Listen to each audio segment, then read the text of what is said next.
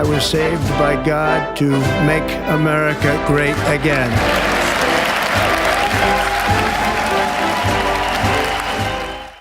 Pues hola, ¿qué tal? ¿Cómo están? Bienvenidos y bienvenidas. Estamos en una emisión más del regreso de Donald Trump y vaya que hay muchísimas cosas que comentar luego de un intenso fin de semana, en donde fíjense, pues al mismo tiempo que Donald Trump cumplía un aniversario de su cumpleaños, también se celebraba pues el aniversario del ejército y bueno, también miles de manifestantes salieron a protestar en muchas ciudades de Estados Unidos con este movimiento 50-51.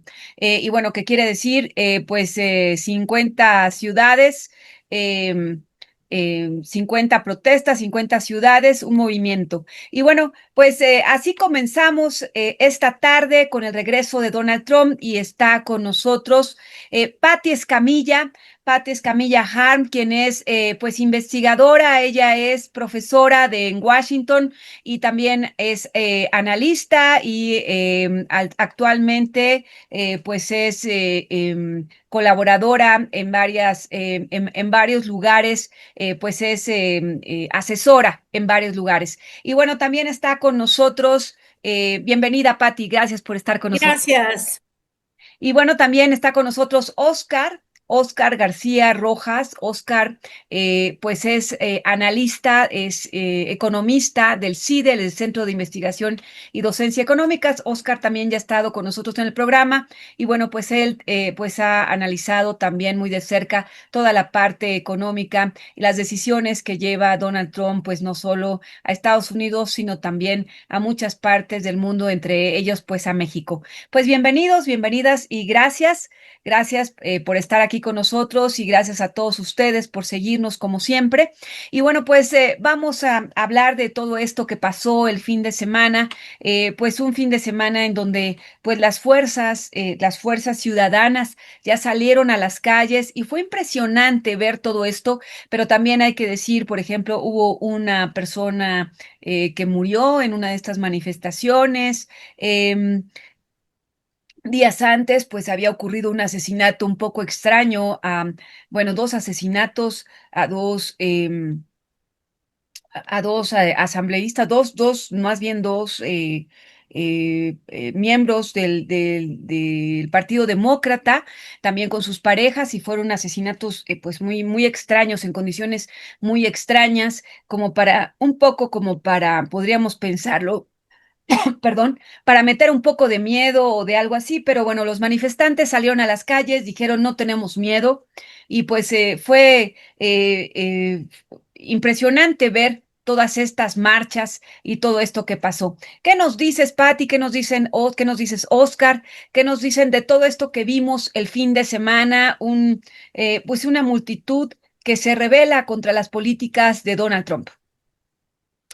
Pues realmente fue impresionante la magnitud de las marchas de este fin de semana que mezclaron el tema de las redadas migratorias, la política migratoria de Estados Unidos, que la rechazan, no solo entre los inmigrantes, sino entre muchos sectores de la población estadounidense, y el hecho de que se rechaza la actitud de Donald Trump, que se ha erigido como si fuera realmente un rey, ¿no? Queriendo demostrar que él puede mandar todo y que puede saltarse la ley como quiere. Entonces, estos dos movimientos se vieron reflejados en esta marcha, que es la marcha más grande que ha habido. Se calcula que por lo menos hubo unos 5 millones de participantes en todo Estados Unidos,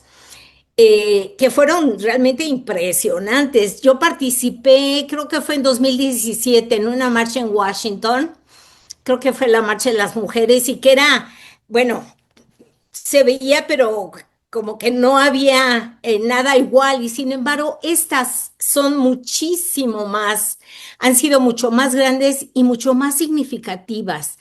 ¿Qué quiere decir que este movimiento de que aquí no debe haber reyes, ¿no? En Estados Unidos, pues significa tal vez la flama que se ha encendido para rechazar el tipo de régimen que quiere establecer Trump con sus seguidores de MAGA y del Partido Republicano. Es realmente impresionante y esperemos que así sea, que esto no sea algo que sea nada más temporal, sino que de aquí empiece un movimiento realmente para reducirle a Trump su poder, sus ansias de controlar todo y sobre todo para que el próximo año que haya elecciones intermedias en Estados Unidos se logre quitarle la mayoría en el Congreso. Ahí tienen una oportunidad, ¿no? Las elecciones de medio término del próximo año serían pues esa ventana y para que este movimiento pudiera tener más fuerza. ¿Qué nos dices, Oscar? Y claro, sobre todo que estas protestas del 50-51, digo, van llegando justamente en un momento en el que también ha sido complicado para Donald Trump, en el sentido de que le precedieron aquellas protestas masivas en California, ¿no? Y que en realidad también, digamos, aunque él ha tratado de echar al ejército, para mitigar esas protestas, al final de cuentas, también el gobierno de California le ha puesto un freno, ¿no? Muy importante para decir, no, aquí, no se impone lo que tú dices, no se impone lo que tú quieres, y acá primero está el Estado, ¿no? Como también creo que una de los puntos que realmente se tocan en en este movimiento 50-51 justamente es el de Aquino de Reyes, como bien mencionaba Patti. Y lo que también es muy claro que menciona la plataforma es que al final de cuentas ellos no quieren ese el fin de la democracia que está llegando con Donald Trump, ¿no? Y que justamente creo que el objetivo de este movimiento es llegar al próximo año movilizados con la consigna de que realmente él no pueda tener todo el poder que ahora tiene en el Congreso, en las cámaras, justamente, para que realmente haya un contrapeso real, ¿no? Y llama la atención cómo, por ejemplo, hace unos días había reconocido que, pues sí, los migrantes estaban haciendo falta para una gran cantidad de empresas, que varias de estas estaban viniendo a pique y demás. Y hoy mismo lanza un decreto donde dice, donde les pide a todo el gobierno, a todo su gobierno, pues que refuercen, que hagan todo lo que esté de su parte para pues ir con redadas a todas las ciudades santuario. ¿Sabes qué? Eso es muy interesante porque la semana pasada cuando hizo su declaración de que, bueno, le habían dicho que las redadas en los segmentos, sectores de agricultura podían dañar, ¿no? La economía ya y que podían, pues, tener costos altos para los ciudadanos se entendió como que ya él iba a cambiar la política, por lo menos en el sector agricultura. Creo que también mencionó que los migrantes eran trabajadores esenciales en el área de los servicios, restaurantes, que es cierto, que es muy cierto.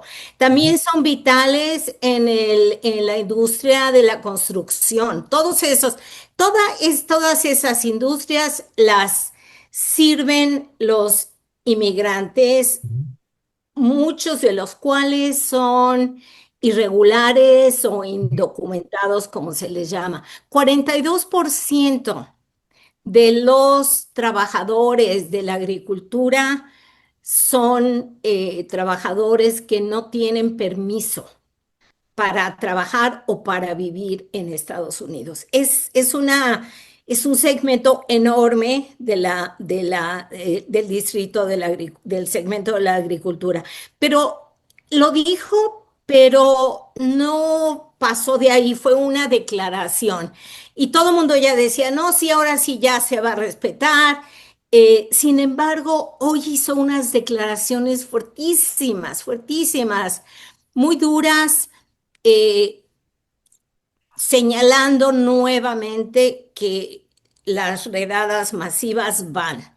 Ujú, Eh, Se sabía que había habido, obviamente, se habían movilizado los patrones, ¿no? Los empleadores de, de estas industrias, especialmente en este caso de la industria de la agricultura, ¿no? Las asociaciones de agricultores, por ejemplo, el sindicato de trabajadores que los cubre, que es la United Farm Workers, y se movilizaron, estaban en el Congreso cabildeando, y parecía que sí, Trump iba a respetar esas industrias, por lo menos de no hacer estas redadas masivas.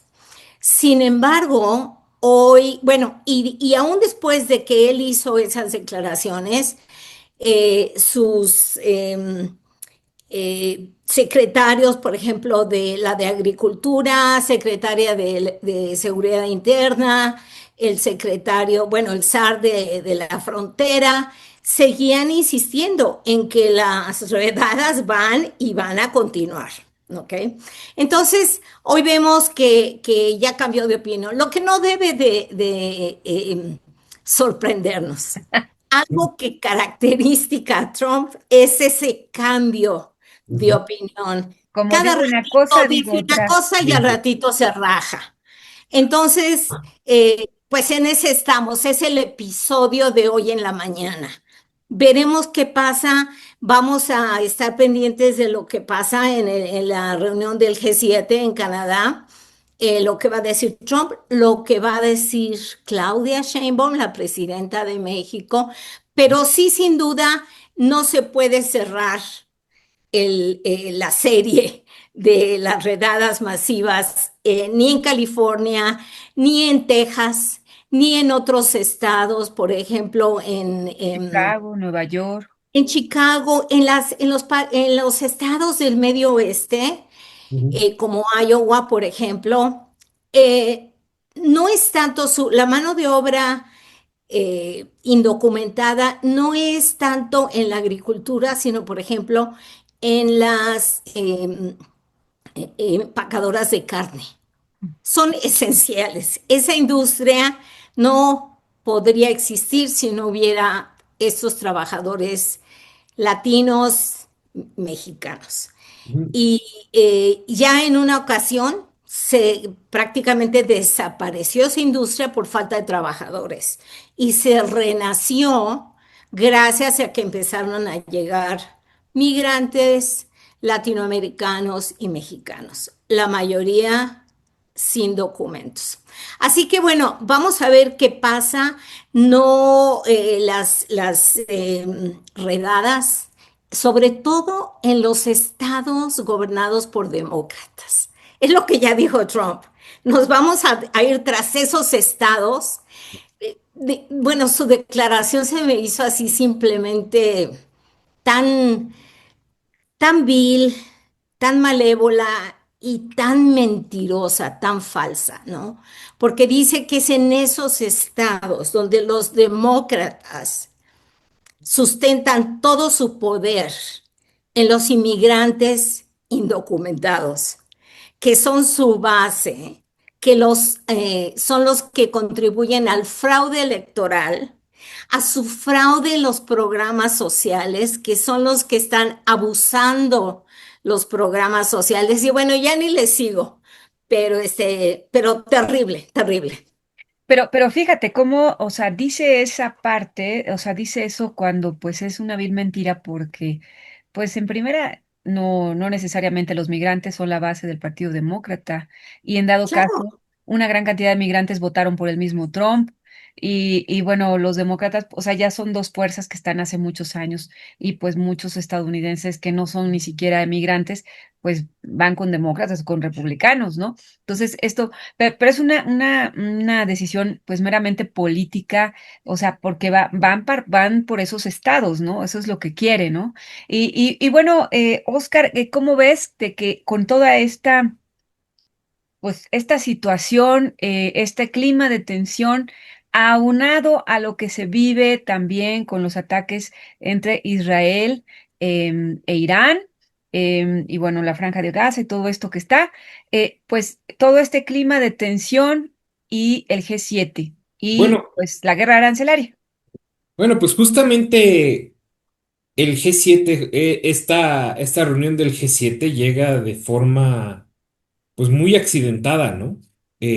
Justamente muy desdibujada. ¿Por qué? Porque justamente acaba de comenzar un nuevo conflicto ahora entre Irán e Israel.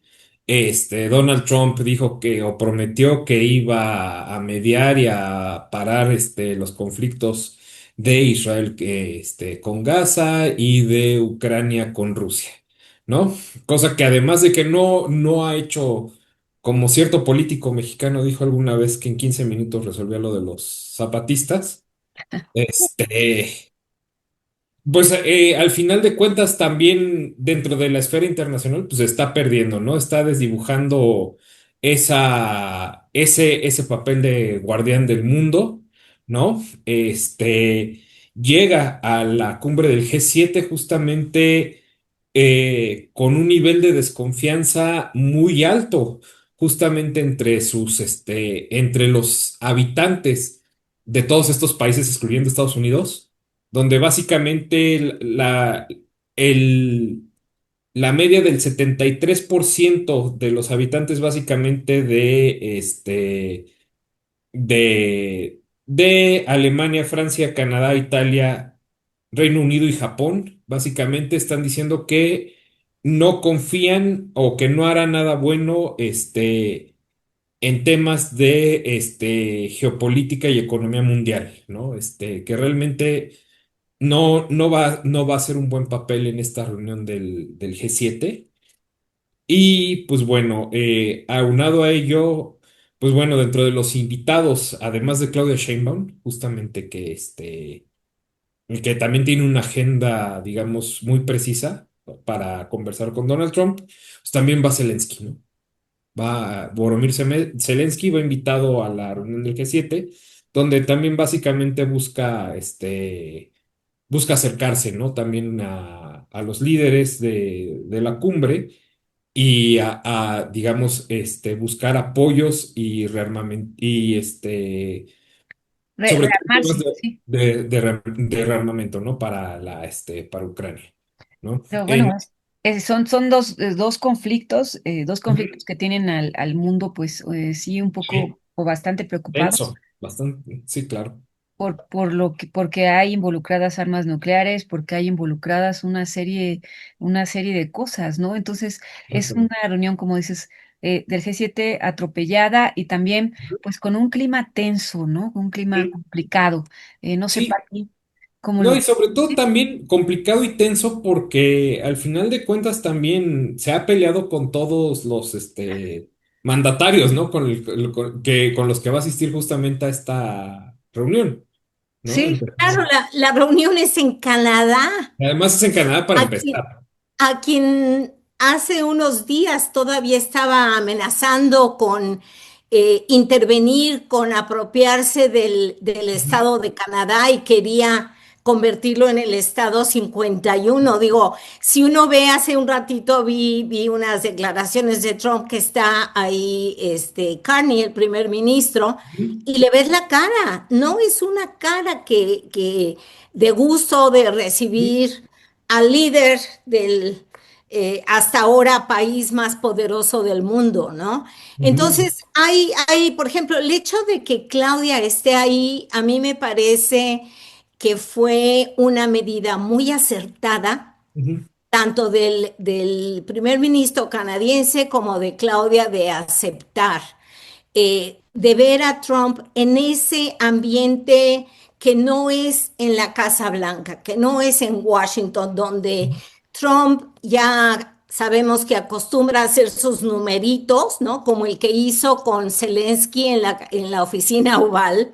Entonces, en esta coyuntura creo que es mucho más apropiada para que Claudia tenga un poco más de control de la reunión con Trump y sobre todo de que ella pueda plantearle Ujú. el asunto, que es un asunto que en Estados Unidos muchos lo ven como algo doméstico, ¿no? La cuestión de la política migratoria, de las redadas, de la amenaza de imponer un arancel a las remesas mexicanas y obviamente de los aranceles que ha impuesto a México ya Trump y a la pues revisión del TEMEC, que se acerca ya en unos cuantos meses, en octubre, Ujú. empieza ya oficialmente el proceso de revisión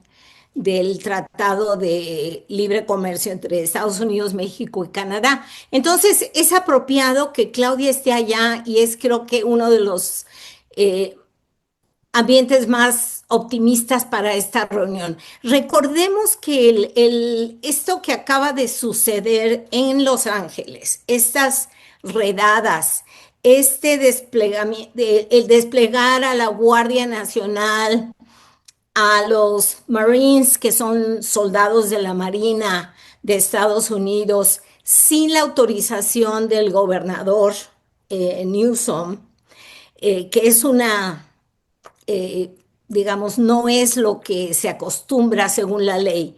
Son hechos que afectan a México.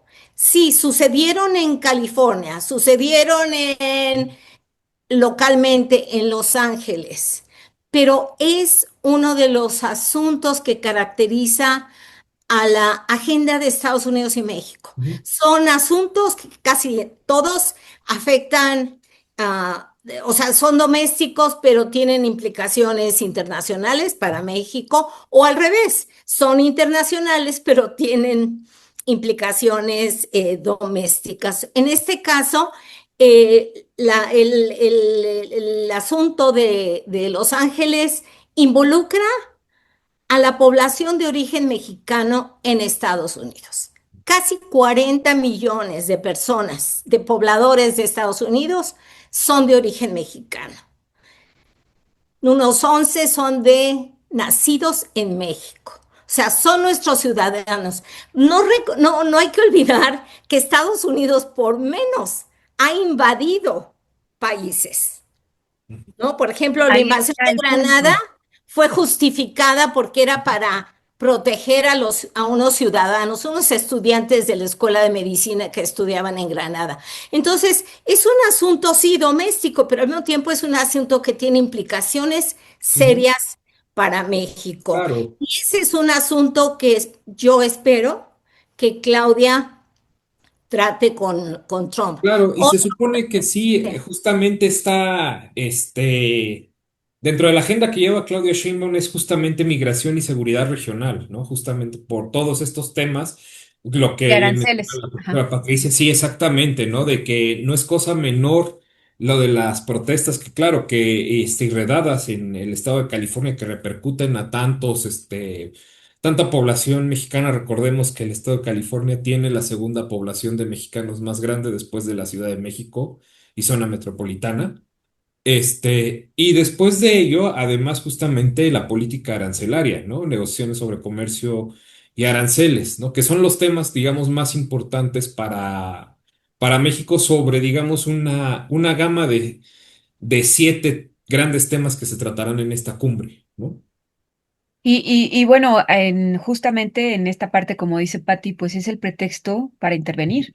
O sea, si las cosas se complican, pues Donald Trump podría tomar esto. Ya lo vimos la semana pasada, pues como de la nada empezaron a decir, pues que Claudia Sheinbaum había eh, instigado, había llamado a la movilización, a la provocación y a estas marchas, ¿no? Cuando pues nada de que ver. Pero ya están buscando como ese pretexto, ¿no? Como esa parte.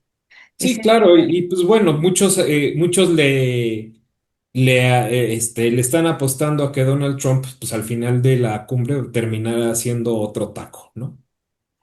Es- Otro. entonces, pues al final de O sea, cuentas, que se vuelva a rajar, se vuelva a exactamente, rajar. ¿no? Pero, sabes el otro tema, ¿no? Que es el de más propiamente el tema de seguridad. Ujú, Es un tema eh, que resalta en la agenda, ¿no? Pero que al mismo tiempo tiene implicaciones muy serias para México ujú, si llegaran a cumplirse las amenazas claro. de Trump y de otros republicanos que dicen que, bueno, la designación de los cárteles Ujú, mexicanos como organizaciones terroristas extranjeras justifica y facilita que en un momento dado Estados Unidos utilice la fuerza militar para irse contra los cárteles en territorio mexicano. ujú, Obviamente la presidenta ha rechazado fuertemente esa posibilidad, ¿no? Insistiendo en que sería una violación de la integridad territorial y la soberanía de México. Sin embargo, conociendo a Trump como lo hemos conocido, que hace locuras que no parecen racionales, pero que probablemente para él tengan alguna lógica política, ¿no? Que le sirvan para ganar puntos, para ganar votos el próximo año. Y para él personalmente, obviamente, eh, no se puede descartar esa posibilidad. En el Congreso hay halcones entre los senadores, por ejemplo, y los representantes. Los representantes son como los diputados en México. Dan Crenshaw es uno de los que ha hecho propuestas de este tipo y que está promoviendo precisamente el uso de la fuerza contra los cárteles en territorio mexicano. ujú, Otro legislador es Lindsey Graham, que por cierto anoche lo vi en una entrevista en el caso de Israel e Ya. Irán. Y también Halcón, a morir, ¿no? Diciendo que Estados Unidos debe ujú, jugar un rol directo en el conflicto entre Irán e Israel y debe participar con tropas, con fuerza militar en ese conflicto. Sabemos que Estados Unidos, Trump, sí sabía que iba a haber un ataque contra Irán. Sí sí, sabía. Además, sabemos que Estados Unidos arma y financia al Estado de Israel, en particular en este caso al gobierno de Netanyahu.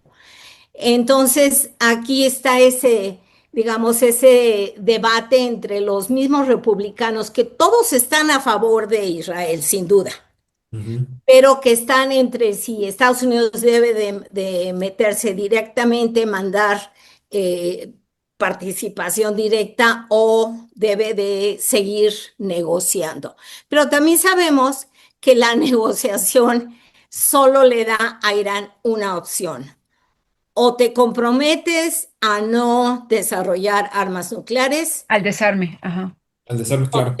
o te matamos. O sea, no hay otra opción. Esa no es una negociación, ¿verdad?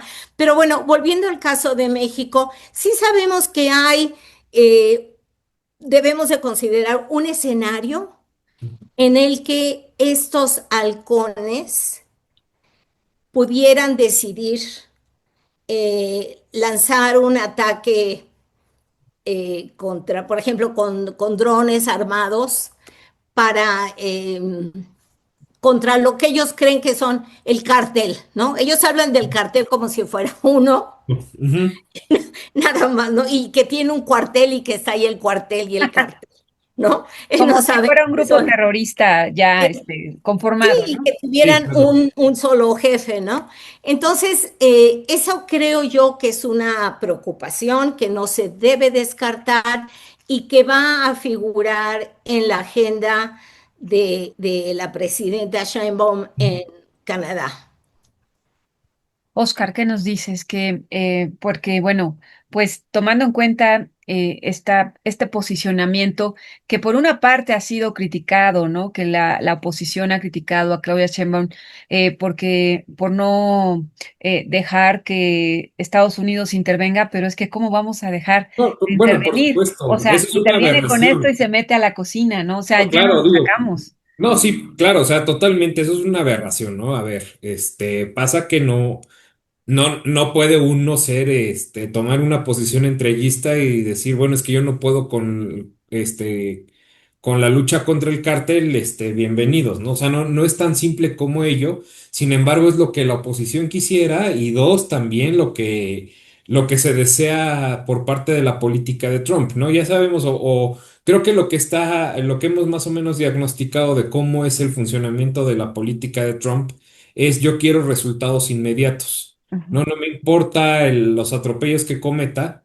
pero quiero que los resultados se vean de forma inmediata, a pesar de que todos sabemos que hay ciertos proyectos que llevan mucho tiempo de madurar, ¿no? En el caso de las intervenciones de Estados Unidos, pues bueno, ya hemos visto que realmente en el mundo no funcionan, ¿no?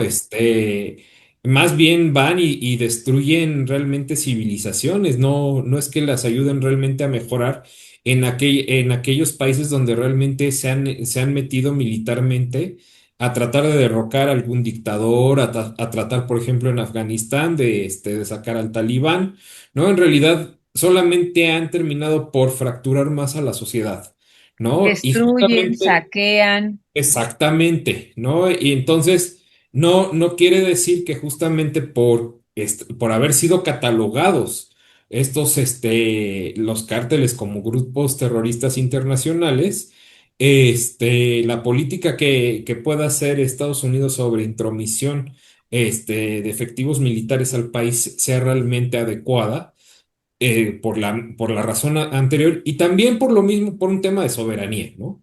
Y creo que es algo que hay que tener muy claros y que incluso hasta como mexicanos es un tema de principio, ¿no? Unirnos en contra de estas intervenciones, ¿no?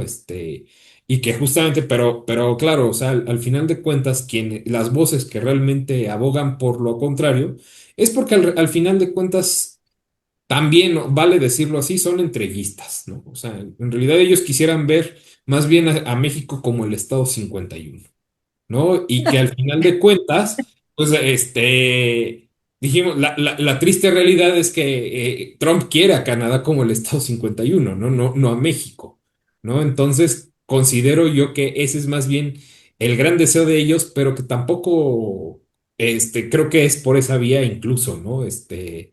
¿No? Pues bueno, vale decir que sí, en efecto, la seguridad bilateral es muy importante porque justamente, vamos, también es que hay mucho en juego, ¿no? Porque para empezar, pues toda la frontera es, es básicamente una extensión de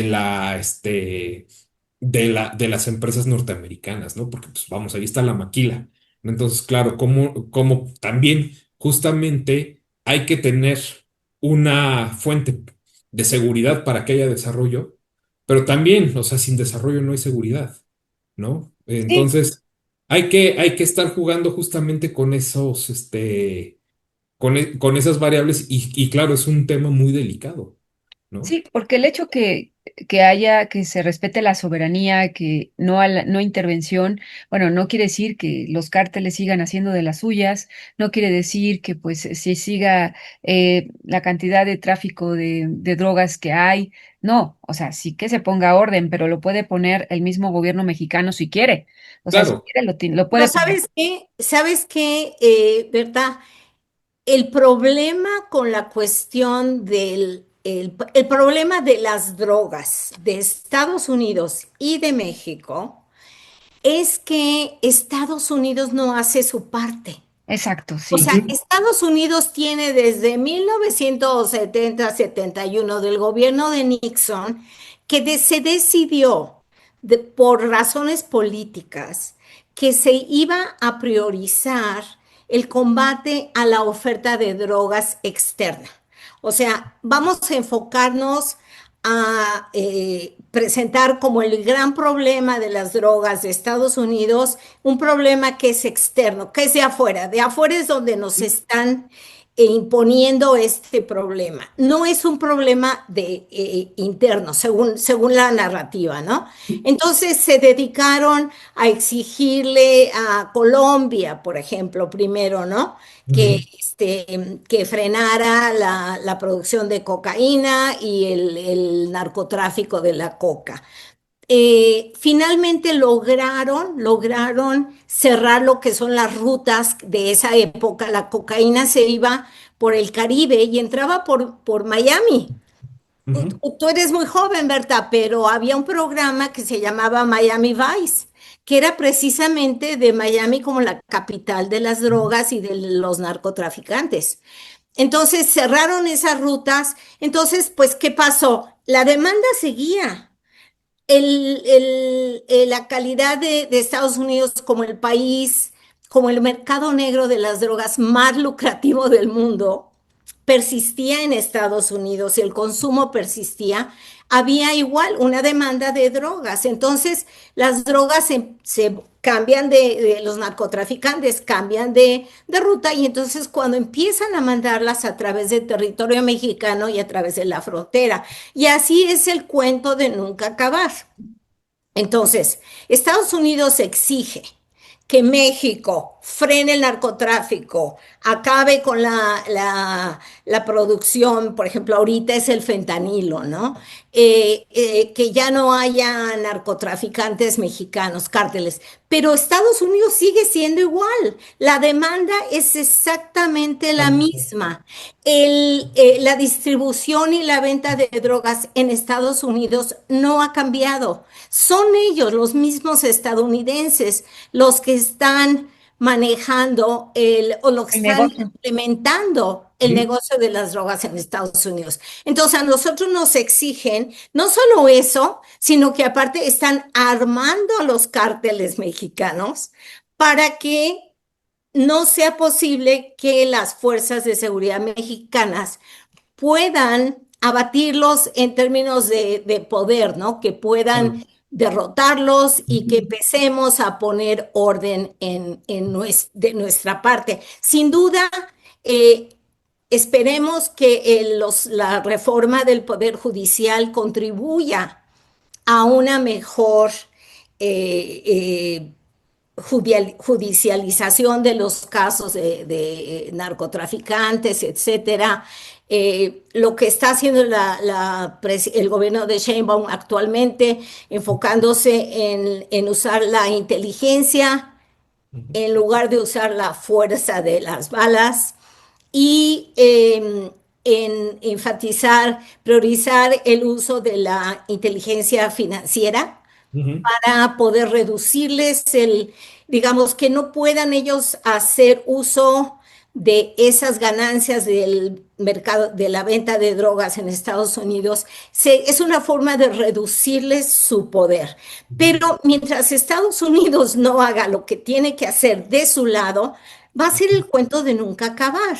Pero eso es algo que los políticos estadounidenses no quieren mencionar. Ujú. Ellos se hacen los locos. El problema es México, no son ellos. Así que bueno, ese es un tema que sin duda se va a tratar en Canadá. eh, y no sé si a lo mejor haya algún avance. Hasta ahorita no ha habido un avance en que de parte de Estados Unidos realmente se ayude a reducir el tráfico de armas, que allá del lado de Estados Unidos se reduzca la demanda. Claro. No. ¿No? Ni tampoco la guerra arancelaria, tampoco el respeto a los migrantes. O sea, hasta ahorita no hemos avanzado en nada, o sea, no. Y hay como muy buenos deseos y pues sí, yo tengo muy buen trato con la presidenta Claudia Sheinbaum y demás, pero pues hasta ahí y ahí te va otro decreto y ahí te va otro arancel y ahí te va otra cosa y así han estado. Sí, claro, ¿no? Y justamente hablando de aranceles, pues de hecho algo de lo que se espera es saber sobre qué va a decir justamente sobre el 9 de julio, ¿no? Que digamos es la fecha la nueva fecha que Donald Trump estableció como para que había pospuesto los aranceles del Día de la Liberación, ¿no? Entonces, Sí. Es que hay muchísima incertidumbre. Está en, por sí, ejemplo, en las armadoras. sí, claro. BYD ya no va a estar en Liverpool. Y- no. General Motors también está pues Ujú, teniendo ujú. problemas. Sí, ¿no? Y justamente lo que todo el mundo está a la espera, ¿no? Todavía a más de 100 días del comienzo del gobierno de Donald Trump, es empezar a encontrar ciertos patrones, ¿no? Sobre esta incertidumbre con la que se ha gobernado Estados Unidos y que las decisiones que se han tomado realmente repercuten en todo el mundo, ¿no? Justamente por eso todo el mundo anda paralizado, ¿no? Ahora, aquí habría que preguntar, estas manifestaciones, este movimiento 50-51, esta convulsión que ya empieza y que incluso decían fuera Trump y decían cosas así, y que bueno, podría crecer, o es muy posible que crezca, como decíamos al principio. ¿Es posible que merme el poder de Trump? Sería en el Congreso, pero de alguna manera o Trump va a ser todavía más envalentonado. Yo creo que lo que muchos desearíamos sería que se destituyera a Trump como presidente. Yo no le veo, por lo menos ahorita, potencial a esa ruta.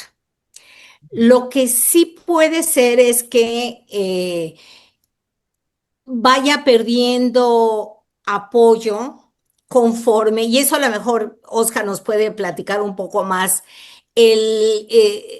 los aranceles que sí se implementen empiecen a generar costos para los estadounidenses. Eso siempre, el costo en el bolsillo, el golpear el bolsillo de los Sí, sí. ciudadanos tiende a ser algo muy, muy potente, ¿no? Eso Ujú, por un lado. Por otro lado, también hay como un rayito de luz que en el Poder Judicial, pese a que Estados Unidos, pese a que Trump nominó a varios de los ministros de la Suprema Corte de Justicia, ahorita parece que sí ha habido una tendencia a no apoyar muchas de sus medidas. Por ejemplo, la cuestión de que desplegó a la Guardia Nacional, que son soldados en reserva.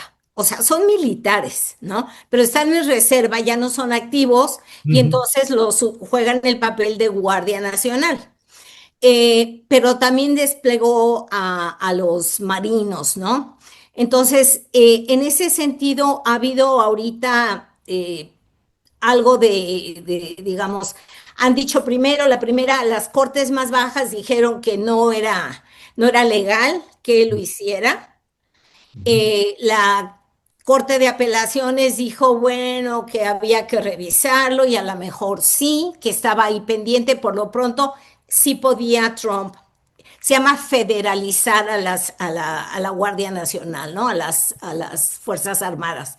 ujú, Entonces, a lo mejor pudiera ser que por ese camino, por el camino de la justicia, del Poder Judicial, se le ataran un poco más las manos, ¿no? Por ejemplo, ¿recuerdan a este muchacho, se apellida Ábrego. Abrego, tiene un nombre antes de eso, creo, Sí. Kilmar o algo así, no recuerdo, pero bueno, que lo capturaron y lo mandaron a la cárcel de Bukele, ¿no? A El Salvador, y que la corte decidió que no podía hacer eso, que era ilegal porque era un muchacho que no, que debía de haber ido a un proceso, a una corte de inmigración para ujú. que pudieran haberlo deportado. Entonces, 3 meses se tardó el gobierno de Trump en regresarlo como le ordenó la corte. O sea, se lo ordenó la corte, pero sin embargo no hizo caso hasta después de varios meses. Pero Gilmar bueno, Ábrego García, sí. Gilmar, Ajá. Gilmar. Ujú. Ah, bueno, este, pero, digo, son ejemplitos, pero la corte ha tenido algunas, ha tomado algunas medidas, algunas resoluciones que dan que señalan que Lo es frenan. posible que a lo mejor la corte vaya a poder limitarle un poco las acciones a Trump. No lo Ujú. sabemos todavía, vamos a ver, porque recuerden, como lo dije antes, que muchos de los ministros de la Corte, Suprema Corte de Justicia, se supone que son aliados. Los escogió, de hecho, los escogió precisamente entre aquellos posibles nominados que se esperaba que fueran leales y obedientes a su gobierno. Ujú. Así que yo creo que de ahí depende que se le pueda limitar, pero destituirlo yo no creo. ¿Tú qué crees, Oscar? No, yo creo que está muy difícil justamente, ¿Verdad? porque al final de cuentas, digo, Donald Trump tiene el poder en ambas cámaras, ¿no? Digo, al final de cuentas es imposible, ¿no? Así como también la oficina Dodge era una oficina virtual porque también para su debida creación debía de pasar por ambas cámaras. O sea, al final de cuentas se decidió que nada más era una especie de despacho que tomaría ciertas decisiones limitadas y se acabó, ¿no? Pero justamente creo que no hay que verlo para el plazo inmediato, sino hacia un año, ¿no? Porque todas esta serie de acciones, estas limitantes que está metiendo justamente este ¿cómo se llama? La Suprema Corte. Y además, lo que vaya a pasar con los aranceles, que aún sin haber impuesto aranceles, ya se están viviendo ciertas oleadas de esta incertidumbre e inflación, y que además le está pasando justamente lo que hemos venido siguiendo, esta depreciación del dólar. Digamos, todo esto se va traduciendo en descontentos, ¿no? Y que al final de cuentas, yo creo que en las elecciones intermedias, ahí es donde va a terminar de perder mucho apoyo, mucho poder que pudo haber llegado a tener al inicio, porque justamente tenía a las dos cámaras controladas. Y entonces, como dijera Patty, si no es lo más deseable la destitución inmediata de Donald Trump, bueno, sí es deseable, pero imposible la destitución inmediata de Donald Trump, perdón, creo que más bien va a llegar a su cuarto año ya muy limitado, ¿no? Muy mermado, donde básicamente cualquier acción que él promueva va a estar bloqueada. Se va a bloquear en el Congreso, se va a bloquear en la Suprema Corte, ¿no? Entonces, creo que es más bien hacia donde hay que ver, porque justamente, ¿no? El tema es que en los mercados financieros, el consumidor, muchos han perdido confianza en Donald Trump, ¿no? Digo, al final de cuentas, como lo vimos en mayo, ¿no?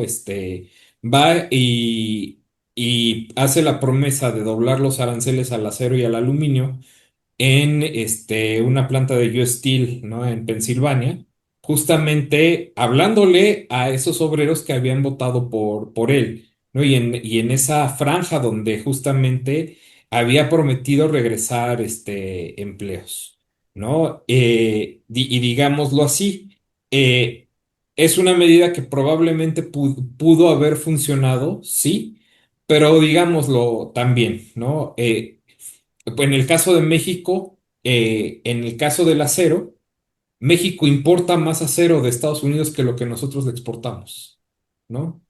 Entonces, la relación es muy complementaria. ¿Por qué? Porque mientras nosotros le exportamos acero, digamos, de calidad no baja, pero sí especializada en construcción, ellos nos exportan a nosotros acero altamente especializado para la industria, es decir, para la automotriz, para aeronáutica, para electrónica, ¿no? Que justamente son para aquellas cadenas en los que están involucrados el comercio bilateral, ¿no? Y que justamente entonces al encarecernos a nosotros la importación de un insumo, va a empezar a generar justamente estos procesos inflacionarios, ¿no? ¿Por qué? Porque al final de cuentas, la amenaza latente de los aranceles recíprocos siempre está ahí. Pero entonces, pues sería como absurdo, o sea, pensando en que quiere que, bueno, al principio pensaba en su reelección por tercera vez y luego pensaba en que otro republicano lo sucediera. em, pero entonces es absurdo las políticas que está teniendo porque está perdiendo, empieza a perder ya mucha simpatía con un público que a lo mejor votó por él, algunas partes, algunos o algunas, y luego también la parte comercial, la parte arancelaria. O sea, como que no está sabiendo capitalizar en tan poco tiempo, pues ahora sí que su triunfo, ¿no? Eh, ¿Sabes qué es interesante, no? O sea, uno pensaría desde otra perspectiva que Trump eh, se daría cuenta que lo que le han dicho todos, ¿no? Que haría caso de que la imposición de cárteles, aparte de forma tan amplia y afectando a tantos productos, no incluso ¿no? La producción de autos, etcétera, pues no le traería mucho beneficio porque pese a que él quiere, él dice, ¿no? Que Ujú, esos son impuestos que van a entrar a las arcas públicas de Estados Unidos y va a ser muy bueno para el presupuesto, ¿no? Pero al mismo tiempo se le ha repetido que eso lo van a pagar los consumidores ujú, estadounidenses. Entonces, él dice que no, que porque es un gasto que realmente es muy a corto plazo, que no lo van a sentir mucho. Bueno, recordemos quién es él y quiénes son sus asesores. ujú, Él es un billonario, sus asesores. En su gobierno hay 13 billonarios, o sea, que tienen miles de millones de dólares. Obviamente, para ellos no tiene mucho impacto, ¿no? Que suban los precios de la comida, que ujú. suban los precios de los coches, etcétera, ¿no? No importa. Pero, ¿quién está asesorando a Trump en su política de aranceles? Hay un personaje que se llama Pete Navarro. Él fue un demócrata profesor de la Universidad de California en Irvine, donde yo saqué mi doctorado de esa universidad y yo enseñé ahí. Y él era el profesor de economía. La historia es que él era un demócrata muy comprometido, pero que se dio cuenta que sus estudiantes se graduaban y no tenían trabajos, no había trabajos. Y él culpa a las políticas neoliberales, no hay trabajos. Entonces empezó a cambiar su forma de pensar y creó estas teorías del uso de aranceles como el instrumento que podía resolver ese problema, o sea, política proteccionista.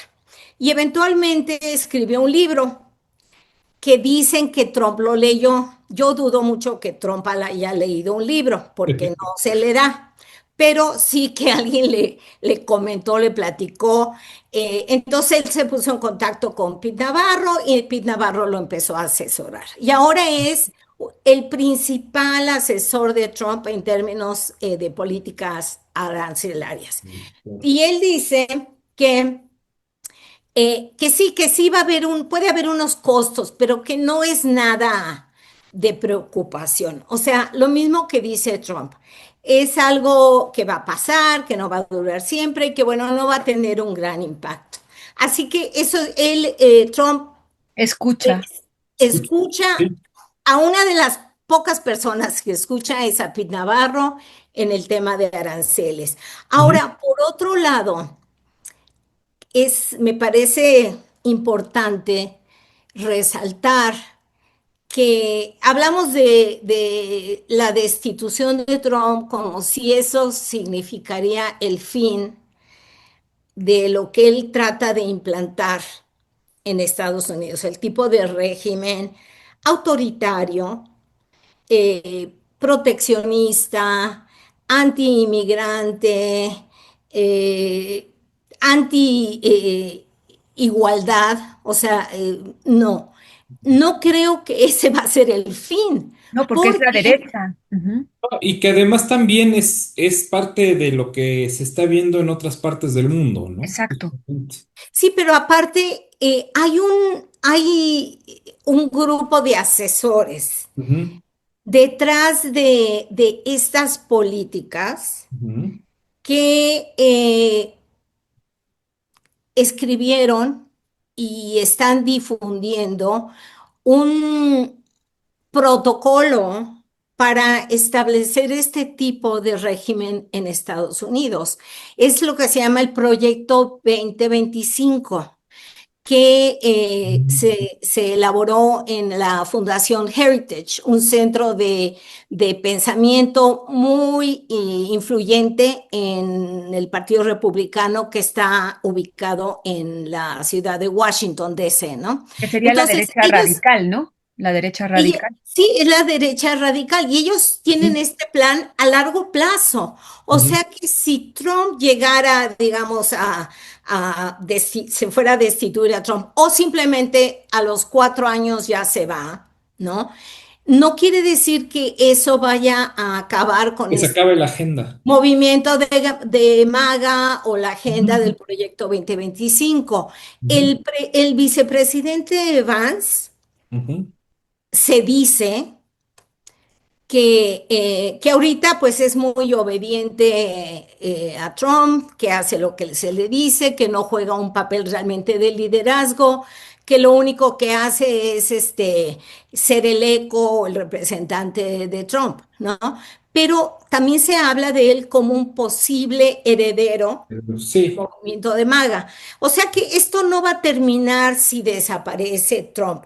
Digo, por lo menos ese no es el intento. Ellos quieren Ujú, ujú. quedarse aquí y ser la Postergarse. base para Sí, este claro. régimen que cambiaría Ujú. el sistema político, el sistema económico Y de Estados sí, Unidos. por supuesto, y de hecho tienes toda la razón. De hecho, el nombre de J.D. Vance suena muchísimo para sucesor de Donald Trump, ¿no? Justamente porque es una de las personas también mucho más afines a esta ideología, justamente, ¿no? Bueno, pero entonces ahí habría que ver qué tanto crece este movimiento de Ah, creo que 50-51 sí.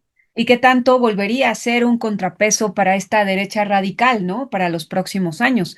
Sí, Habría que ver. justamente. Y bueno, también se habla mucho de que incluso se habla en esas ideas, ay, de la conspiración, en esas ideas de la conspiración se habla de que Donald Trump ni siquiera obedece a los intereses de Estados Unidos porque está destruyendo Estados Unidos, ¿no? Bueno, eso es lo que dicen algunos, ¿no? Pues es más bien la derecha radical que está ahí, ¿no? O sea, es un movimiento que quiere seguir esa línea. Sí, ¿no? Y digo yo nada más digo como un comentario al margen, creo que lo que se va a ver a los 50, hacia dentro de 50 años en en el mundo justamente va a ser países más proteccionistas en términos generales, porque ya está empezando todo ese movimiento de manera generalizada, acotamiento de regiones, justamente, ¿no? Y se está retrocediendo un paso sobre la globalización, ¿no? Entonces, al fin, ¿por qué? Porque es consecuencia de todo esto, ¿no? Y que no nada más es un movimiento que se está llevando en Estados Unidos, sino pues, en todo el mundo, ¿no? Realmente.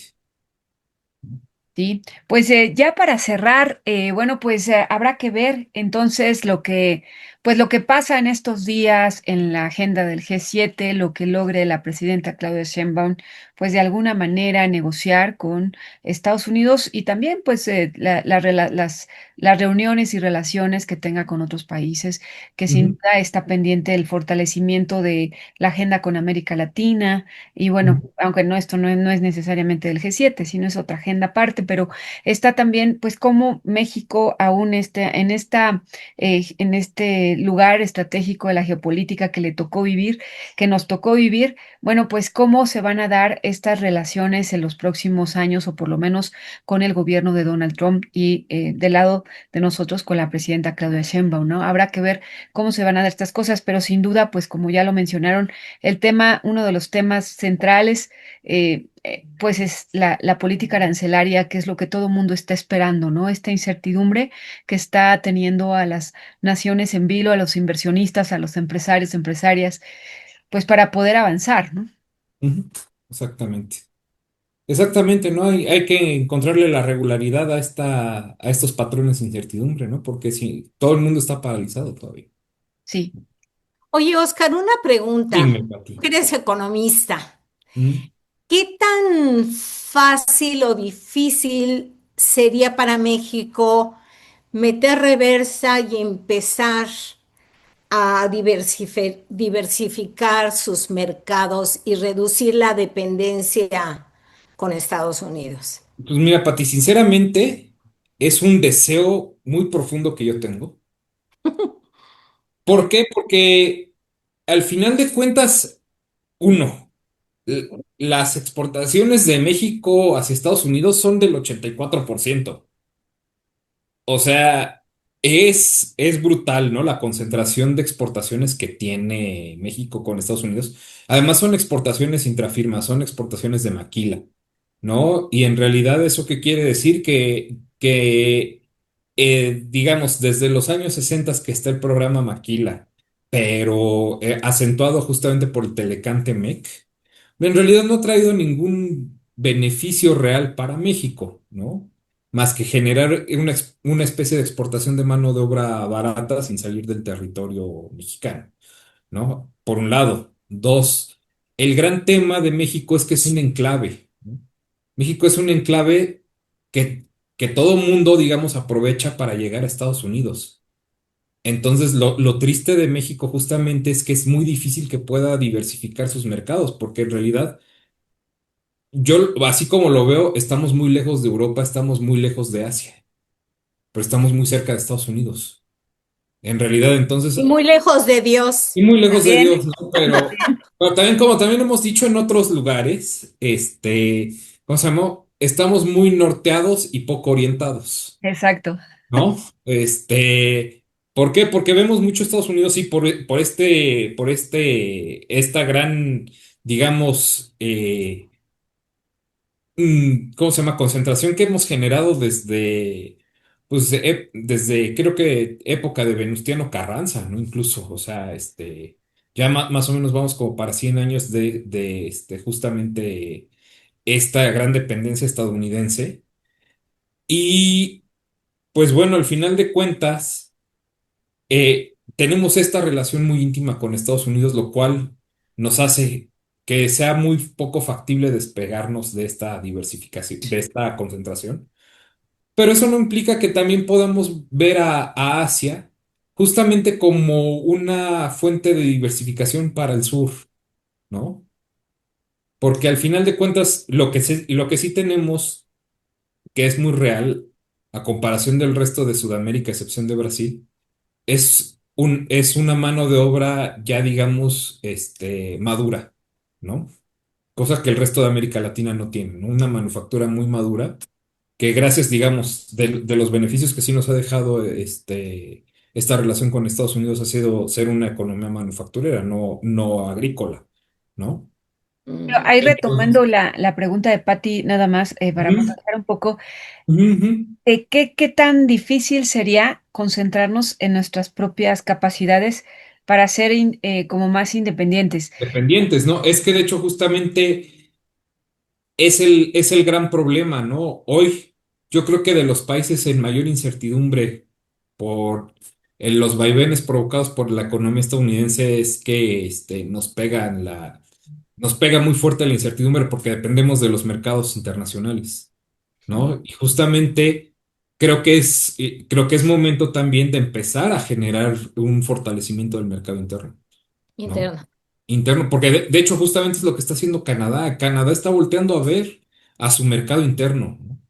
Los canadienses, el día que se pelearon con Donald Trump, todavía con Justin Trudeau, les volvió un nacionalismo muy grande y que dijeron no compramos productos estadounidenses, ¿no? Los sustituimos con cosas hechas en Canadá y con cosas hechas en otros países, pero definitivamente no compramos a Estados Unidos, ¿no? Y todavía lo están cumpliendo. Y sabes qué, Eh, yo que viví muchísimos Ujú. años en Estados Sí, Unidos, justamente es lo que yo iba a creo comentar. que yo aprendí a apreciar lo Ujú, hecho en México y lo que había en México. Para ujú, mí, venir a México era como llegar a la feria, ¿no? Comprar todo lo mexicano. Y no solo me refiero a cuestiones de antojitos ajá, mexicanos ni nada, sino de todo lo ujú, que hay. Y yo acabo de ir a Estados Unidos porque allá vive mi hija, entonces ujú, tengo que ir, aunque fui, pero así como a regañadientes, pero dije, no voy a comprar nada en Estados Unidos. Es la primera vez que voy con esa con intención esa de no actitud. comprar nada. Ujú, Me impresionó lo tranquila que me sentía porque no tenía ninguna ansia de comprar nada. Lo único que gasté dólares fue, por ejemplo, en comidas, ¿no? En ir a ujú, algún lugar a comer y eso. Pero fue padrísimo y todo lo que veía yo decía, no, pues esto lo puedo comprar en México. Esto lo puedo comprar en México. A lo mejor, y no sé porque no comparé, a lo mejor un poquitito más caro, pero ujú, no tenía entonces que preocuparme de mi maleta que va atascada y que ujú. tengo que pagar exceso de Una kilos. preocupación menos. Todo lo que veía yo decía, esto está en México. Claro que mucho puede ser cosas que son importadas o sea, que se venden en México, pero que son importadas de Estados Unidos. Ujú.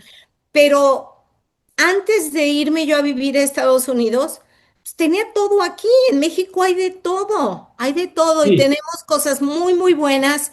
Y sí es importante que hagamos esa mentalidad de que hay que comprar hecho en México. Yo, sí, por por ejemplo, aquí voy supuesto. al mercadito al tianguis, Ujú. y llego con la señora de la fruta que tengo años comprándole y todo lo que le digo es, a ver, dígame cuál es la fruta mexicana. No quiero que me dé manzanas gringas, no quiero que me dé peras no, todo lo que sea mexicano. Y ya como segunda opción, pues a lo mejor cosas chilenas, peruanas, pero nada de Estados Unidos, Sí, ¿no? Entonces, lo podemos hacer, puede ser, no es fácil, hay que cambiar de mentalidad, pero ojalá podamos lograr consumir lo hecho, justamente, porque de hecho, manufacturar y consumir. no, de hecho, porque justamente también lo hemos platicado con Bertalicia, ¿no? Es lo que han hecho los chinos, ¿no? Los chinos aprendieron a consumir justamente productos extranjeros, pero son productos que ellos aprendieron a hacer y que ya no consumen marcas extranjeras, ¿no? Por eso incluso las automotrices europeas, como Volkswagen, tienen problemas financieros porque les dejaron de consumir en China, ¿no? Por ejemplo, ¿no? Porque estaban acostumbrados a tener un volumen de ventas muy alto por el mercado chino. Los chinos dijeron, ya no consumimos Volkswagen. Y entonces Volkswagen empieza a tener problemas financieros. No es que no venda coches en el resto del mundo, es que se les fue su principal mercado, ¿no? Que es China. Lo que también el ejemplo que había puesto hace como 2 meses con Bertalicia, aprendieron a tomar café de cadena por Starbucks, ¿no? Ujú. Y Era su propio Starbucks. crearon Luckin Coffee los chinos y ya no consumen Starbucks, consumen Luckin Coffee, ¿no? Y es justamente lo que está metiendo en problemas a todo el mundo. Se acostumbraron a vender la China y ya los chinos no quieren consumirles, ¿no? Y como es un mercado muy grande, entonces se les va una buena parte de sus ingresos, ¿no? Pero entonces creo que quizás hay que adoptar siempre una visión de muy largo plazo, porque los chinos veían este momento hace 15 20 años, ¿no? Y es que es eso, no tenemos que tener una política solamente sexenal, ¿no? Sino trascendental, Exactamente, ¿no? Pero a largo plazo. cada 6 años se reinventa el gobierno, ¿no? Sí, Cada 6 años descubren el agua tibia aquí, ¿no? Entonces, sí, lamentablemente. tenemos ese gran problema de una falta de continuidad. ¿no? Y entonces, ese es, digamos, una limitante precisamente para generar condiciones de un mercado interno más robusto y de ir frenando paulatinamente esta dependencia con Estados Unidos, ¿no? Porque sí, lo que sí ha funcionado muy bien es justamente esa dependencia cada vez mayor al mercado estadounidense, ¿no? Digamos, primero con el Telecán, el 94, y después su continuidad con el Temec, ¿no? ¿Y Eso sí ha sabes qué? funcionado. Es un asunto de seguridad nacional Ujú. no ser dependiente en términos alimentarios, en Justo, términos de de energía. energía, sí. O sea, el que dependamos de Estados Unidos, tanto, por ejemplo, como del Ujú, gas natural, ujú, de alimentos, ujú.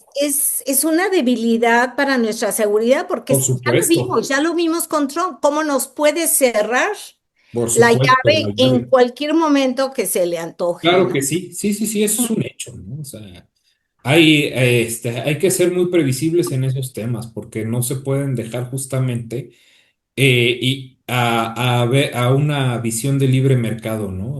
A una cuestión de eficiencia económica, ¿no? Sino que es justamente un tema de seguridad.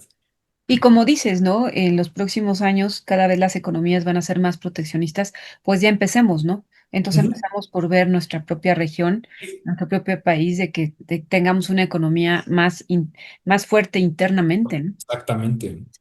Ujú.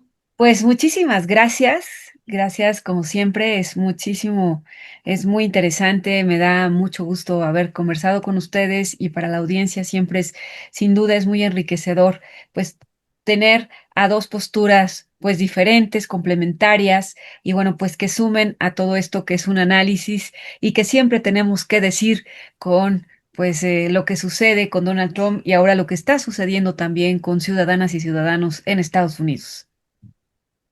Gracias. Muchas gracias, Berta. Mucho Gracias, gusto por ti.